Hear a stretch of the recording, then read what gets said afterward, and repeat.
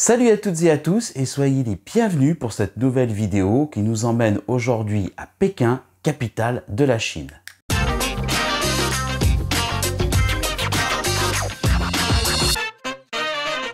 La Chine, officiellement République populaire de Chine, est le pays le plus peuplé du monde avec environ 1,4 milliard d'habitants. Bah oui, ça fait un peu de monde. La Chine est bordée par 14 pays, dont la Russie, l'Inde et la Mongolie, et elle est baignée par la mer méridionale de Chine et orientale. C'est un vaste pays aux dimensions impressionnantes, couvrant environ, rendez-vous compte, 9,8 millions de kilomètres carrés, soit plus de 17 fois la France. C'est le troisième plus grand pays du monde en superficie, juste après la Russie et le Canada. La Chine s'étend environ sur 5200 km d'est en ouest et environ 5500 km du nord au sud. La côte chinoise, quant à elle, s'étend sur environ 18 000 km. La Chine possède une riche histoire millénaire marquée par de grandes dynasties, des inventions majeures comme la boussole et la poudre à canon, ainsi que des chefs-d'œuvre culturels tels que la muraille de Chine et la cité interdite. Mais nous aurons évidemment l'occasion de voir tout cela en détail. Bienvenue à Pékin, la capitale fascinante de la Chine, où tradition et modernité se côtoient harmonieusement. Pékin, qui est aussi appelé Beijing, offre une diversité incroyable d'expériences pour les voyageurs, qu'ils soient passionnés d'histoire, d'architecture ou tout simplement curieux de découvrir la vie contemporaine chinoise. La ville de Pékin s'étend sur une superficie impressionnante, tout comme le pays, de 16 410 km², ce qui en fait l'une des plus grandes villes du monde en termes de taille. En comparaison, Paris c'est 105 km², donc Pékin est 156 fois plus grand que Paris. La ville est située au nord-est de la Chine et elle comprend non seulement une zone urbaine dense, ça c'est très connu, mais ce qui est moins connu, c'est que c'est aussi une zone vaste d'espaces ruraux et de montagnes à la périphérie. La ville comporte environ 21 millions d'habitants, faisant d'elle l'une des plus grandes métropoles peuplées sur la planète. Pour voyager à Pékin, il est important de bien préparer son voyage concernant les formalités nécessaires. Voici les principales démarches que vous devez absolument effectuer avant votre départ. Premièrement, le visa. En effet, pour un séjour touristique en Chine, vous avez besoin d'un visa de type L. Vous devez l'obtenir avant votre départ, c'est très important.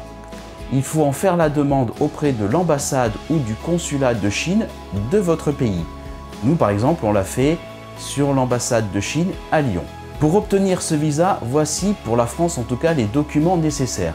Il vous faut votre passeport valide et attention, ce passeport doit être valide au moins 6 mois après la date de retour prévue et il faut qu'il ait également 2 pages vierges. Il vous faut évidemment le formulaire de visa dûment rempli, il vous faut des photos d'identité récentes et attention, votre billet d'avion aller-retour, c'est très important. Il vous faut également la réservation d'hôtel ou une invitation de la personne ou de l'entité que vous allez visiter. Je fais une petite parenthèse sur les billets d'avion. Il est obligatoire d'avoir un billet d'avion aller-retour ou un billet de continuation, et ce afin de prouver que vous ne restez pas en Chine de manière indéterminée. Concernant la partie santé et assurance, pour les vaccinations, bien qu'aucune vaccination ne soit officiellement obligatoire pour rentrer en Chine, certaines sont recommandées comme les vaccinations contre l'hépatite A, l'hépatite B, la typhoïde et le tétanos. Côté assurance santé, il est fortement recommandé de souscrire une assurance santé internationale qui couvre les frais médicaux et de rapatriement car les frais médicaux sont extrêmement coûteux en Chine. À ce sujet, renseignez-vous bien auprès de votre banque car souvent ce type d'assurance peut être inclus si vous possédez une carte type Gold ou Premier. Enfin, sachez que depuis la pandémie du Covid-19, des mesures de santé supplémentaires peuvent être prises et mises en place ponctuellement comme des tests PCR ou des certificats de validation. Il est essentiel de vérifier les règles en vigueur avant votre voyage. Voilà pour les préparatifs avant le voyage, mais ce n'est pas terminé puisque une fois sur place, il faudra vous enregistrer.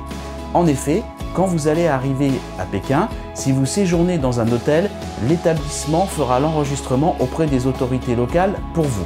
Par contre, si vous logez chez des amis Ou si vous avez un logement privé type Airbnb, vous devez vous enregistrer auprès de la police locale dans les 24 heures qui suivent votre arrivée. Alors bon courage, maîtrisez votre chinois. Côté argent, la monnaie en Chine est le yuan.